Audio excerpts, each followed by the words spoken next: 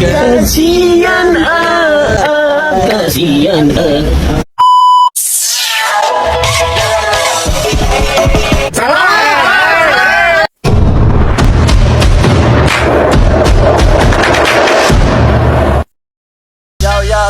Richard tabrak-tabrak masuk, rapper kampung tabrak masuk, meski jauh jarak pandang. Halo teman-teman, ya hobu, kami dari SMA Negeri 1 Lotu, kelas 11 MIPA 1. Teman-teman semuanya, dalam video kali ini kami akan membahas mengenai materi termodinamika beserta juga praktikum sederhana yang berkaitan dengan teori termodinamika. Sebelumnya, perkenalkan kami dari kelompok 1. Nama saya Irene Zaluku. Nama saya Anggi Centragea. Halo, nama saya Martina Gula. Nama saya Ayu Asmika Gula. Nama saya Depri Seketopulu. Nama saya Yunus Berkat Selamat Zaluku. Halo everyone. Pada pembahasan kami yang pertama ini, kami akan membahas mengenai pengertian dari termodinamika. Nah, termodinamika itu berasal dari bahasa Yunani, termos yang artinya panas dan dinamik artinya perubahan. Jadi, dapat disimpulkan bahwasannya termodinamika itu adalah suatu ilmu yang menggambarkan usaha untuk melakukan proses perubahan kalor menjadi energi, termasuk juga proses aliran perubahannya dan hasil akhir yang akan didapatkan pada perubahan tersebut.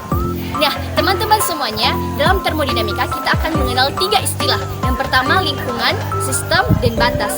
Sistem adalah segala sesuatu atau sejumlah zat yang menjadi pusat perhatian dan dapat kita analisis.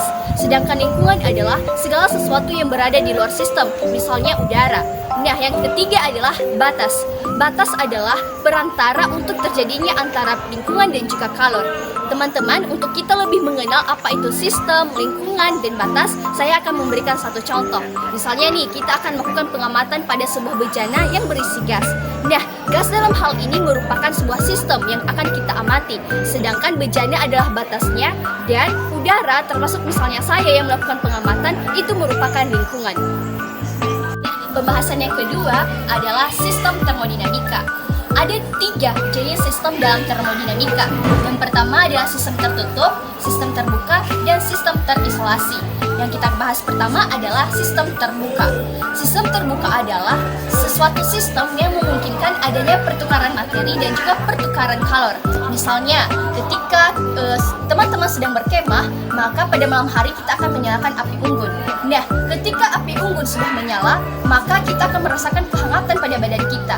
Nah, proses ketika kalor menghantarkan panas ke badan kita, itulah yang maksud dengan perpindahan kalor.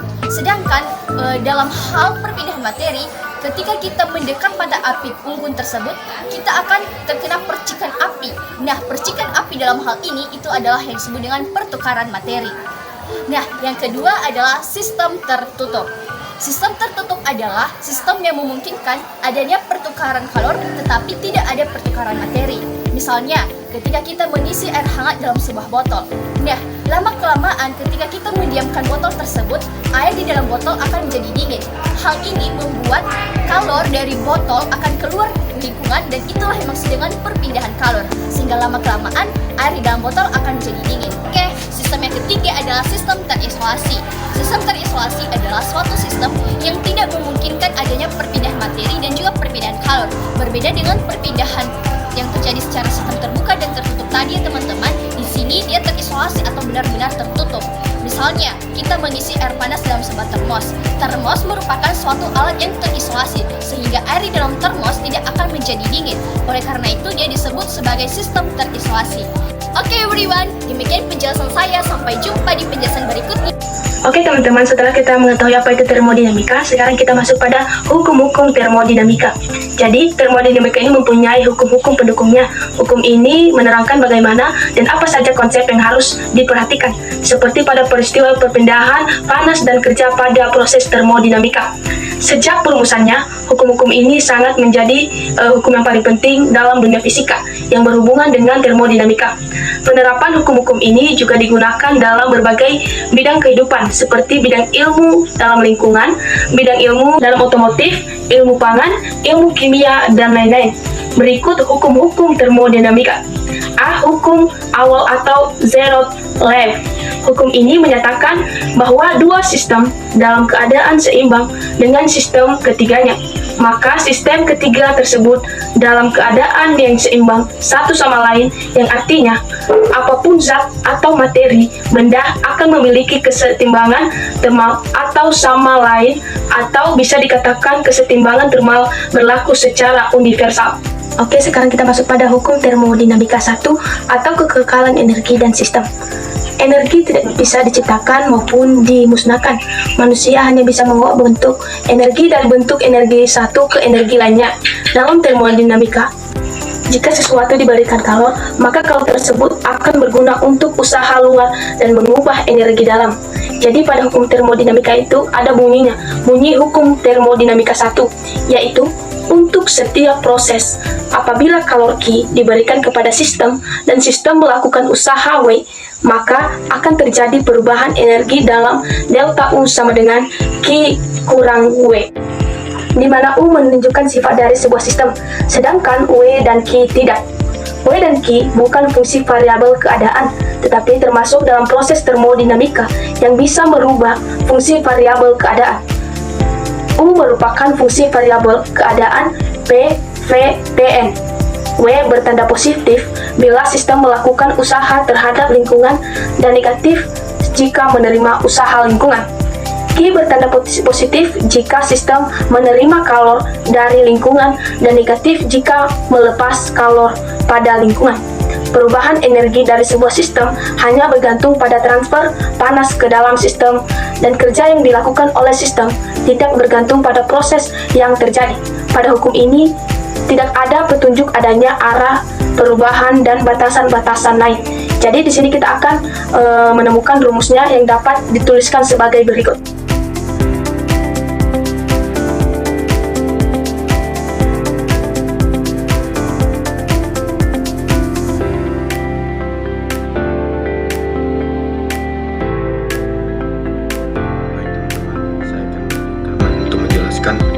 Hukum termodinamika 2. Hukum kedua ini membatasi perubahan energi mana yang bisa terjadi dan yang tidak. Pembatasan ini dinyatakan dengan berbagai cara di bawah ini. Baik teman-teman, saya akan melanjutkan tentang hukum termodinamika 3. Hukum ketiga termodinamika terkait dengan temperatur nol absolut. Hukum ini menyatakan bahwa pada saat suatu sistem mencapai temperatur nol absolut atau temperatur Kelvin, semua proses akan berhenti di entropi. Entropi sistem akan mendekati. Baik teman-teman, pada kali ini saya akan menjelaskan tentang proses hukum termodinamika. Proses termodinamika adalah perubahan keadaan gas, yaitu tekanan, volume, dan suhunya. Perubahan ini diiringi dengan perubahan kalor, usaha, dan energi dalam gasnya.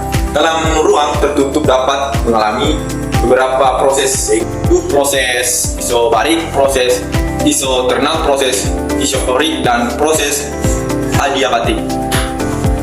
Oke, teman-teman, pada kali ini kita akan membahas satu, yaitu proses isobarik atau tekanan selalu konstan. Proses isobarik merupakan proses perubahan sistem pada tekanan tetap. Jika sejumlah kalor diberikan kepada sistem dengan tekanan tetap, volumenya akan bertambah sering bertambah kalor yang masuk.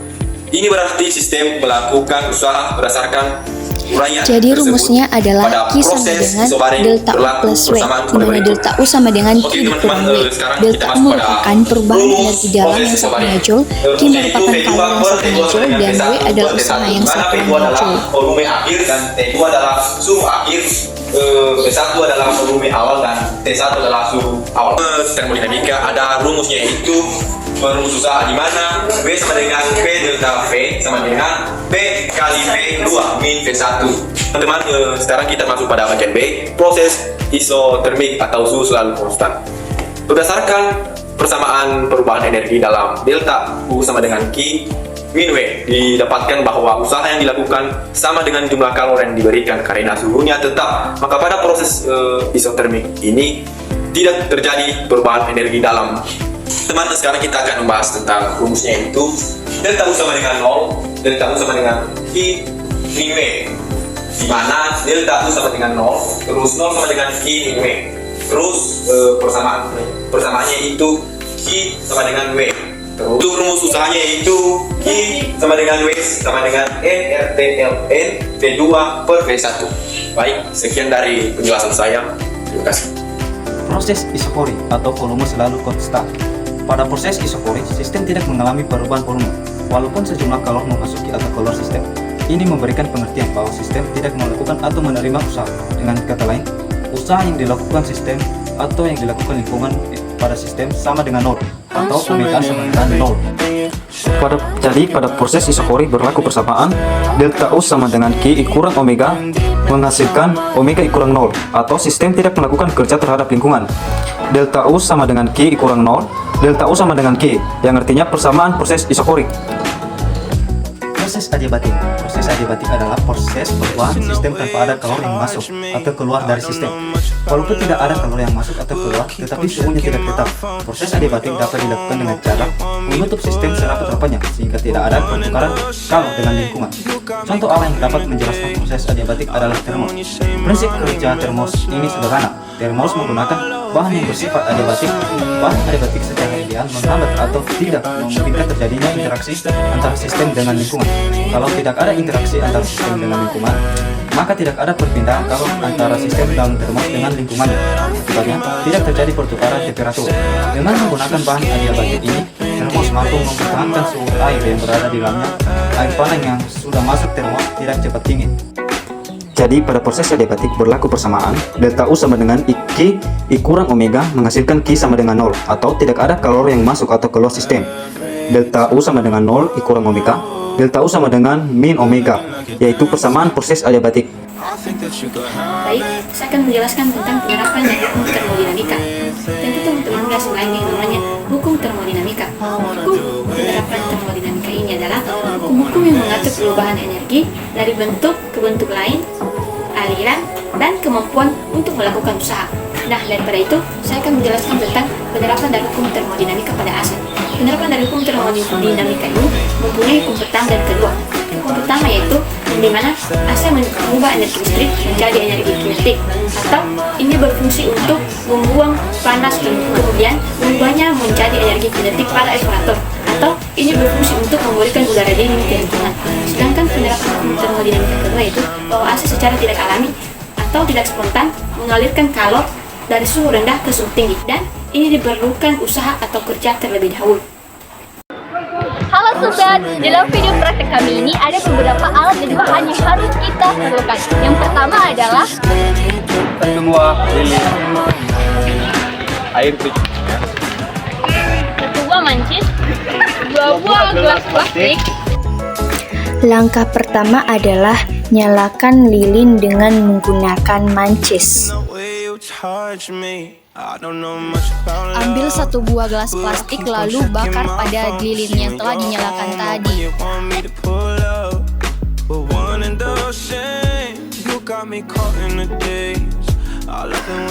Gelas plastik tersebut meleleh atau terbakar disebabkan karena memuainya udara di dalam gelas plastik yang menyebabkan tegangan permukaan gelas menjadi tinggi sehingga gelas tersebut akan meleleh atau terbakar.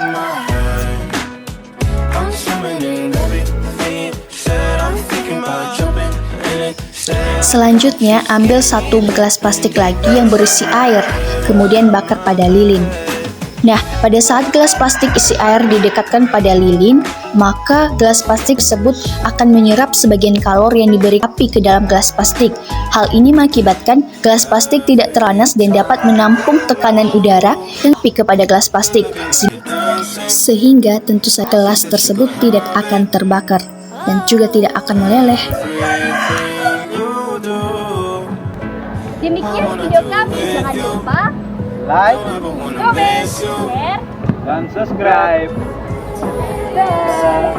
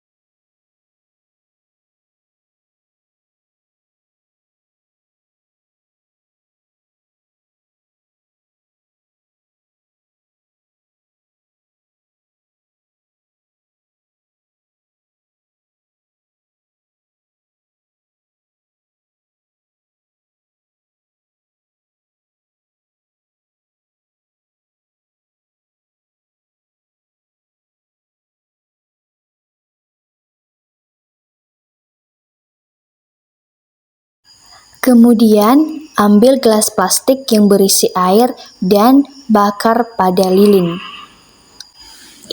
Pada saat gelas plastik yang telah diisi air dibakar pada lilin tersebut, maka air yang ada di dalam gelas plastik tersebut akan menyerap sebagian kalor yang diberikan oleh api kepada gelas tersebut.